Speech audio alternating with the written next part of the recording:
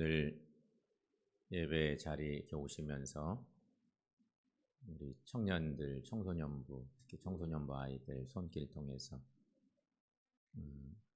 가슴에 카네이션을 다루셨죠? 달 때가 마땅치 않아서 못 단 분도 계신가요? 옷이 상할 수도 있으니까 그러기도 하죠.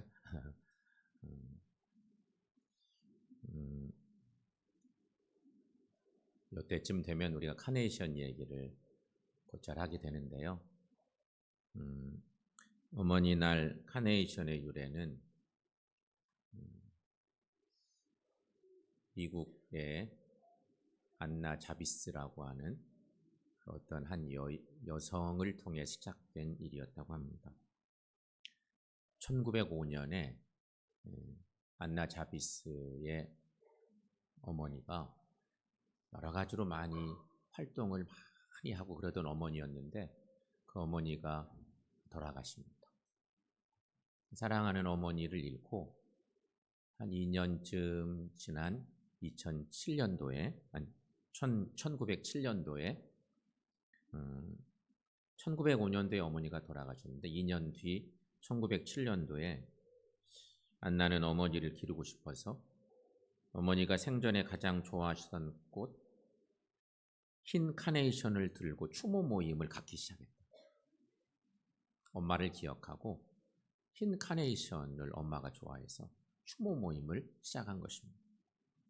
이후에 안나는 어머니의 날을 제정하자는 캠페인을 벌였고 이것이 큰 호응을 얻어서 1914년 미국 윌슨 대통령에 의해서 5월 둘째 주일을 어머니의 날로 제정하게 됐다는 것입니다. 1914년 5월 둘째 주일, 오늘이 5월 둘째 주일이잖아요. 그래서 어머니 날이 시작됐다고 합니다. 이게 세계 최초로 시작된 어머니 날에 관련된 카네이션 관련된 얘기입니다. 우리나라는 어땠을까요? 한국 상황은. 한국에서는 우리나라는 1956년 어머니 날을 지정해서 기념하기 시작했습니다. 1956년. 하지만 어머니 날을 계속 지키다 보니까 갑자기 아버지들이 서운해졌습니다. 똑같이 애쓰고 그랬는데 요새 젊은 아빠들은 정말 더 많이 애써요. 여러분 아들들 둔 젊은 아들들 둔 엄마들 그런 생각이 들잖아요. 근데 어머니 날만 계속 되다가 아빠들이 좀 서운한 마음이 생겨서 1973년 제 기억에도 그런 것이 확실히 있는 것 보니까 1973년부터 어버이날로 이름을 바꾸고 부모님 두 분에게 모두 카네이션을 달아드리는 문화가 정착됐습니다. 1973년도입니다. 그리 오래됐다고 생각되지는 않는데 요즘 젊은 청년들은 그 시간이 너무 까마득한 어떤 그런 시간이 될 수도 있고 그렇게 카네이션이 5월 이 가정의 달쯤 되면 자녀들 손에 들려서 어쨌든 엄마 아빠에게 그 사랑의 마음을 전하고 싶어서 많이 팔리고 그랬었습니다. 근데 요즘 어떨까요? 요즘 어떤 것 같아요? 가정에서 여러분 카네이션 다 받으셨어? 한 10년 전쯤에 그게 대유행을 막 한 것 같아요. 화원에서 막 카네이션들이 때로는 이 바구니 형태로 작은 꽃바구니 형태로 막 있기도 하고 그러면서 대유행을 하는 것 같더니 어느새 그 분위기가 이상하게 싹 사그라들고 저 좋은 전통이 시대의 흐름 따라서 싹 바뀌었습니다. 엊그제 TV에 나오는 어느 기사를 제가 봤는데 깜짝 놀랄 일이 벌어졌습니다. 카네이션 매출 뚝, 게네이션은 불티. 저 어떤 앵커가 전하고 있는 저 캡처한 것입니다. 카네이션 매출은 정말로 뚝 떨어졌답니다. 요새 신식 엄마 아빠가 카네이션 안 받는다고 하는 모양이죠. 어쨌든 카네이션을 안 받고 말도 잘 붙이죠. 저게 게네이션입니다.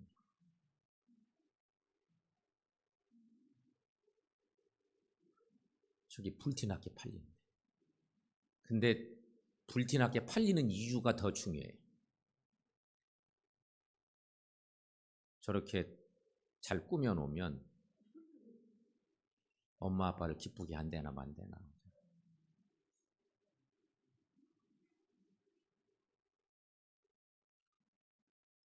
어머니 아버지 가슴에 카네이션 사다 달아드리는 것은 뒷전이고, 게네이션을 저렇게 만들어서 팔아도 그냥 없어서 못 판대요. 저것을.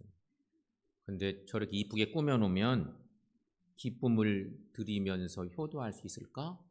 생각에 이상하게 해석한 거죠. 이상한 해석을 한 이상한 현상인 거죠, 그게. 그래서 저게 막 없어서 못 팔았대. 없어서 못 팔았대. 기쁨을 드리며 효도한다.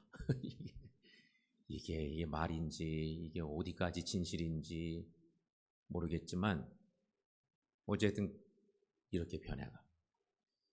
저거 만들어 파는 사람들의 상술에 모든 가정의 식구들이 다 넘어가고 만 모양새인 것 같은데, 어쨌든 시대는 저렇게 자꾸 바뀌고 물품도 자꾸 바뀌어가면서 정신을 자꾸 바꿔가는 거예요. 자꾸 이렇게 우리의 생각. 너무 씁쓸하고 마음은. 그런데 오늘 본문 말씀 보시면, 오늘 본문은 22절, 25절까지 본문을 읽었는데 26절 말씀까지 더 읽어가 보면 거기 특히 24, 5, 6절에 그 말씀들 보면 거기 즐거움이 4번 나오고 기쁘게라고 하는 말은 1번 나오는 그 독특한 본문을 우리가 만날 수 있는데, 여러분, 내 부모를 즐겁고 기쁘게 하라는 그런 명령인 거지. 그 이유가 뭐냐? 왜 이런 명령을 하나님이 하고 계신가? 자녀라면 어쨌든 부모님을 즐겁고 기쁘게 하라. 이게 같은 말인데 즐겁게 하고 기쁘게 해드려라. 이 명령을 내리고 있는 거죠. 여러분, 부모를 즐겁게 하고 기쁘게 하는 것은 하나님의 명령이기 때문인 것이에요. 성도 여러분, 어버이 주를 맞아서 부모님을 즐겁게 하라는 명령을 우리가 듣게 되는데, 그렇다면 어떻게 하면 우리 부모님을 즐겁고 기쁘게 해드릴 수 있을까? 이 부분에 대한 생각을 우리가 해봅니다. 말씀에 의지해서. 첫 번째는 내 아버지에게 청종하라. 그런 말씀입니다.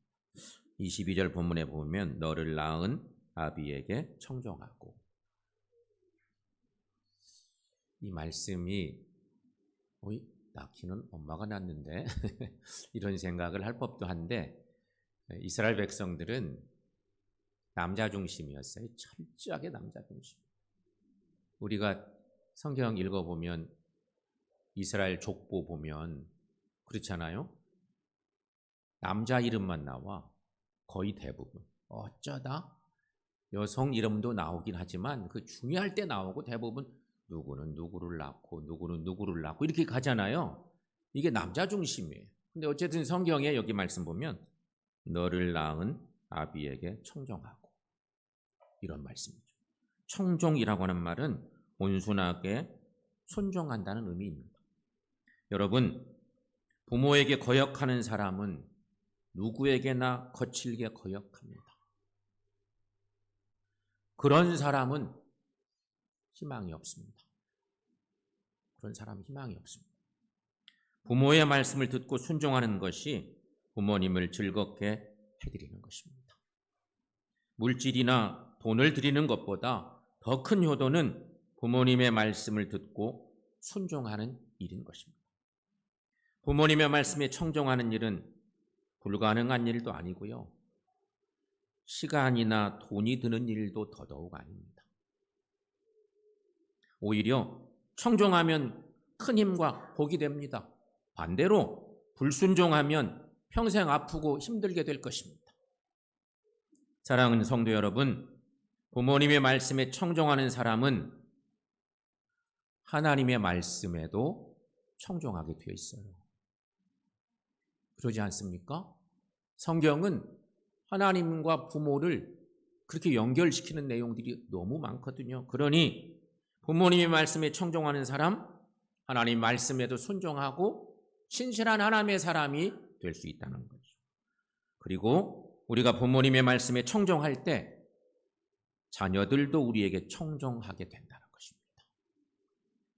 청종은 효도이자 최고의 복입니다. 그러므로 부모님께 청종하는 우리 모두가 되시기를 축원합니다. 두 번째, 어떻게 부모님을 즐겁고 기쁘게 해드릴 수 있나? 내 어머니를 경히 여기지 말라. 똑같은 22절의 후반부에 있는 그 표현의 말씀인데 탈무드에 나오는 얘기를 하나 전해드려 볼게요. 하나님을 경외하던 랍비 요시야가 꿈을 꿨습니다. 진짜 하나님을 경외하고 정말 하나님 사랑하고 살던 이 랍비가 꿈을 꿨어요. 그런데 하나님께서 꿈에 이렇게 말씀하십니다. 요시야, 너는 천국에 가면 레베스라는 푸죽한 주인 곁에서 영원히 살게 될 것이다. 이런 음성을 들었습니다. 그런데 여기 중요한 건 이스라엘 사람들은 푸죽한 주인을 엄청 멸시하는 전통입니다. 고기 팔고 이런 사람들 그게 귀히 여기지 않아요. 무척 싫어하고 경계하는 그런 직업군 중에 하나예요. 요시야는 꿈에서 깨어나서도 기분이 좋지 않았습니다. 그런데 그 말씀이 잊혀지지 않았어요. 내가 천국 가면 그 푸죽한 주인 옆에서 오래 산다니 이거 큰일 났네. 이런 걱정이 된 거예요.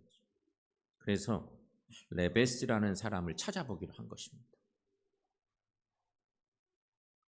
그런데 사람을 찾아보니 막 물어서 이제 랍비이기도 하고 그러니까 종교적으로는 상당한 자리에 있으니까 사람들을 통해서 막 알아보고 그랬는데 레베스라는 사람이 어느 시골에 진짜 그런 사람이 있는 것을 알게 되었어요.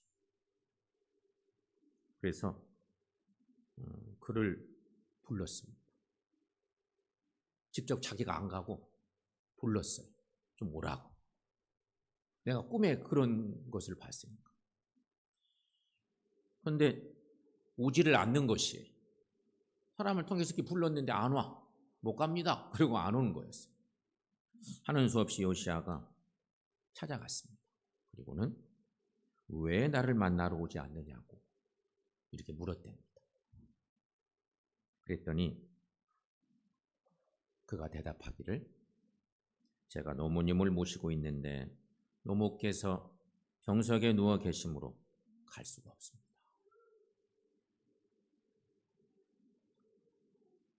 그렇게 얘기한 거였습니다. 요시야는 그 순간 왜 하나님께서 꿈을 보여주셨는지를 깨닫게 된 것입니다.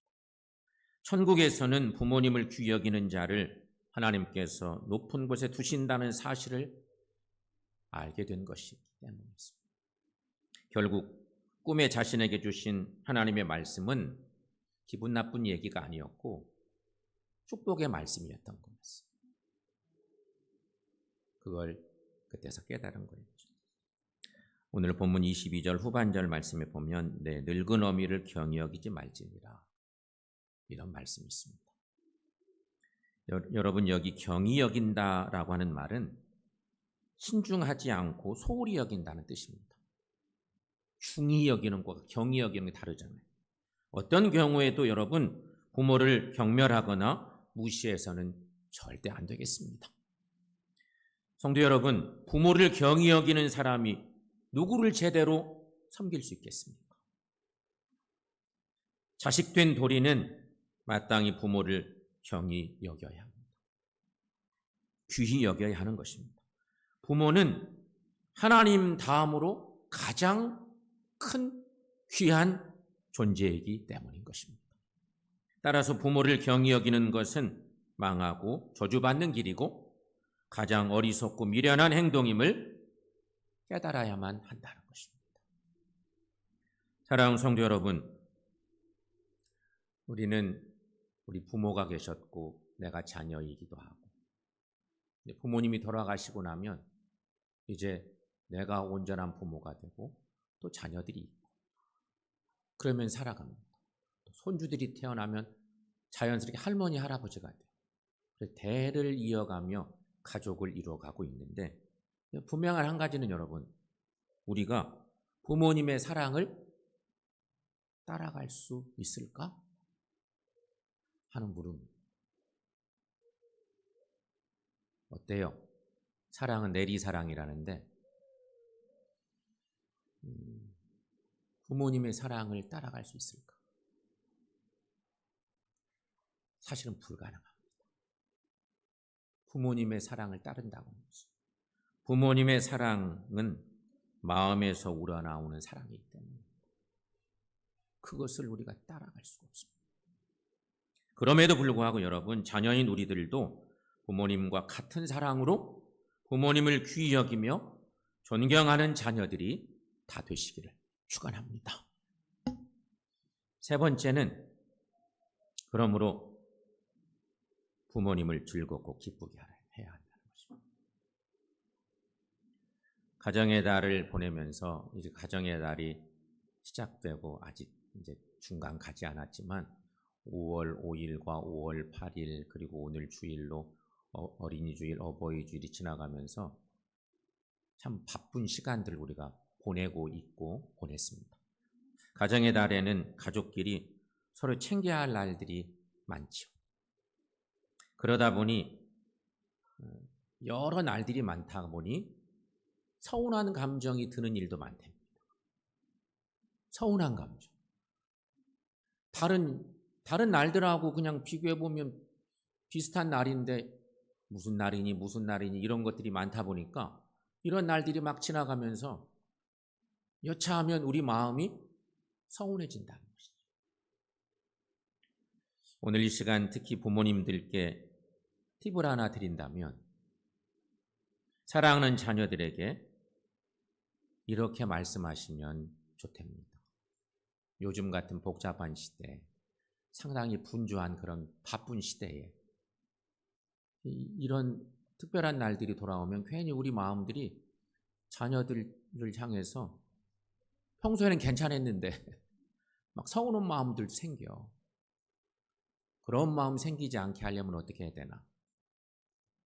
제가 어떤 기사를 읽다 보니까 있어요. 어버이날 지나가고 그러면서 이렇게 말씀하시래요. 와줘서 고맙다.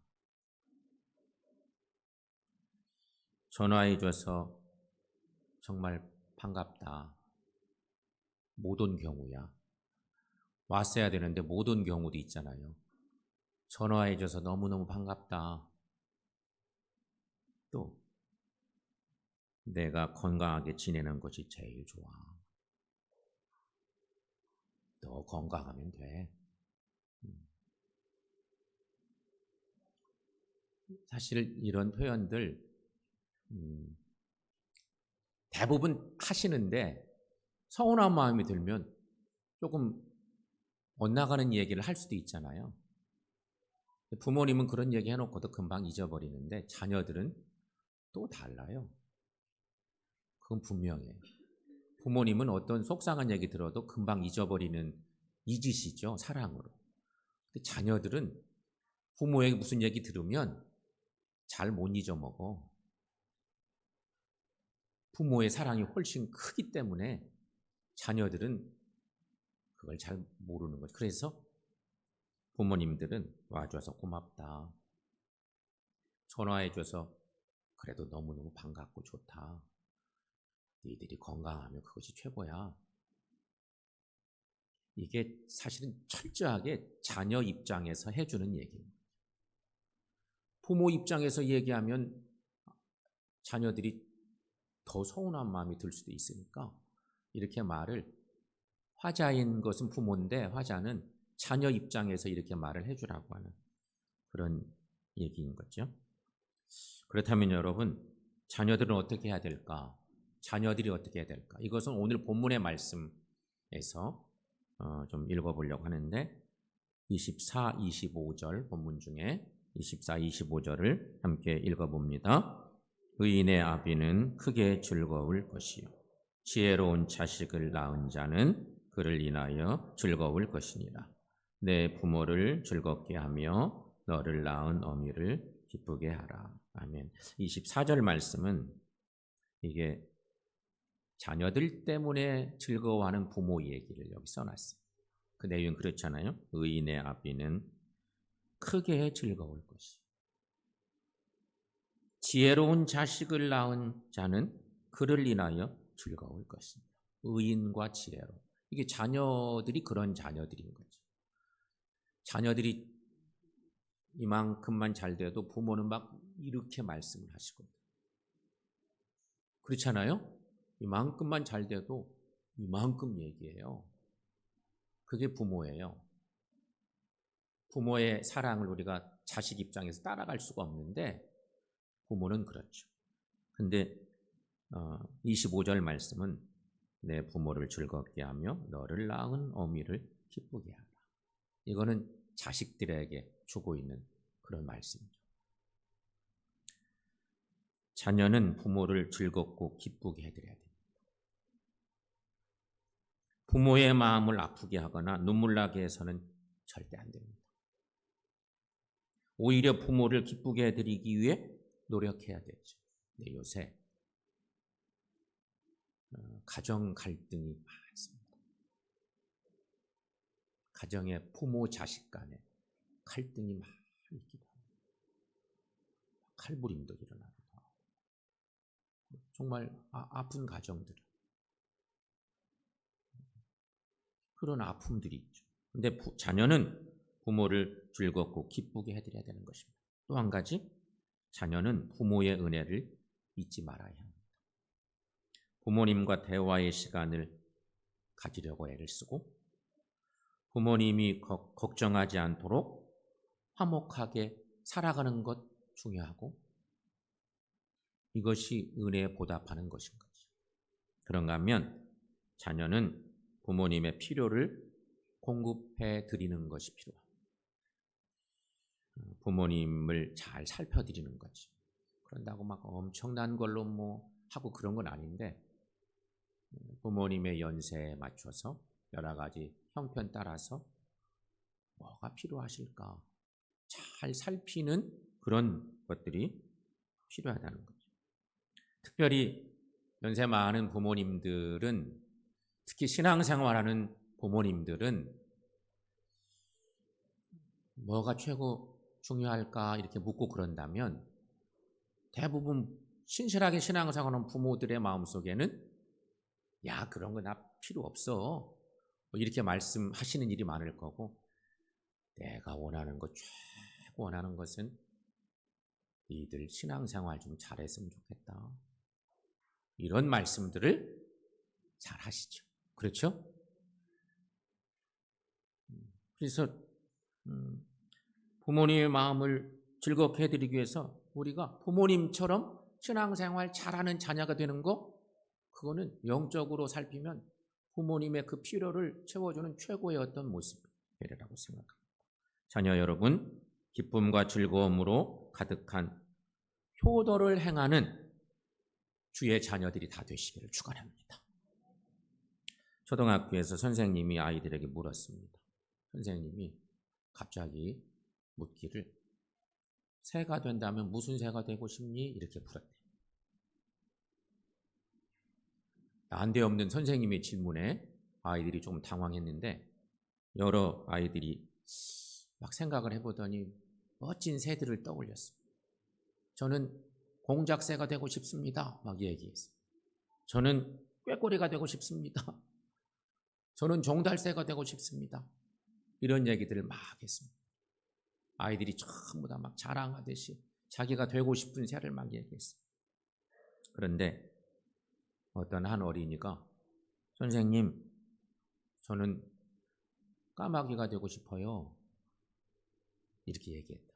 그랬더니 친구들이 막 깔깔깔깔 웃었습니다. 공작새 이렇게 비교하면 얼마나 비교가 되는 새예요. 꾀꼬리 막 이런 새 생각하면. 그러니 막 아이들이 웃고 말았습니다. 기이 여긴 선생님께서 이유를 물었습니다. 그 아이가 좀 특별하잖아요. 물었더니 아이가 이렇게 대답했다. 다른 새들은 예쁘기도 하고 노래도 잘하고 그러지만 부모에게는 무관심해요. 그러나 까마귀는 모양은 흉하지만 자란 뒤 늙은 어미에게 먹이를 물어다 준대요. 또 어떤 일이 있어도 어미보다 높은 가지에 앉는 법이 없대요. 그래서 저는 까마귀가 되고 싶어요. 이렇게 얘기했다. 성도 여러분, 좋은 부모가 있어야 좋은 자녀가 생깁니다.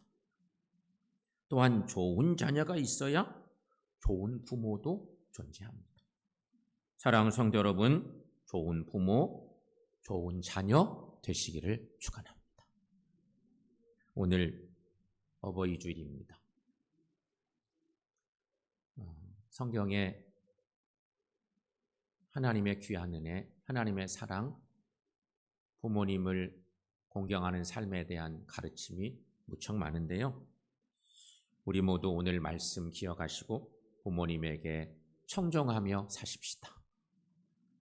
또 부모님을 절대 경히 여기지 마십시다.